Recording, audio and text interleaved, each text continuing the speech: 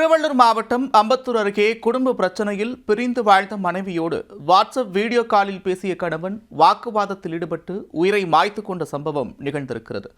இளைஞர் மரணத்தில் நடந்தது என்ன? நாகர்கோவில் மாவட்டத்தைச் சேர்ந்தவர் 24 வயதான நந்தகுமார். இவர் அதே பகுதியைச் சேர்ந்த நந்தினியை காதலித்து திருமணம் செய்து கொண்டார். பின்னர் இருவரும் சென்னையில் குடியேறி பாடி அருகே உள்ள தனியார் துணிக்கடையில் நந்தகுமார் பணியாற்றி வந்ததாக கூறப்படுகிறது. கடந்த சில நாட்களாக கணவன் மனைவிக்குள் ஏற்பட்ட குடும்ப தகராறு காரணமாக நந்தினி தனது சொந்த ஊருக்கு சென்றுள்ளார்.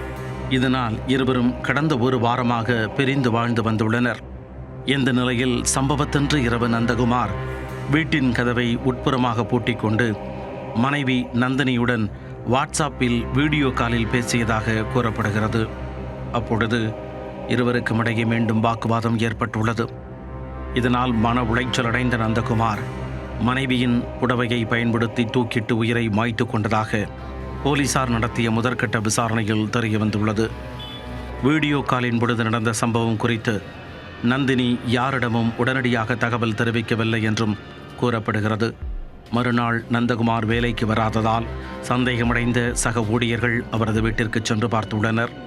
அப்பொழுது அவர் தூக்கில் தொங்கியபடி உயிரிழந்த நிலையில் இருப்பதைக் கண்டு அதிர்ச்சி அடைந்தவர்கள் உடனடியாக கொரட்டூர் காவல் நிலையத்திற்கு தகவல் தெரிவித்தனர்.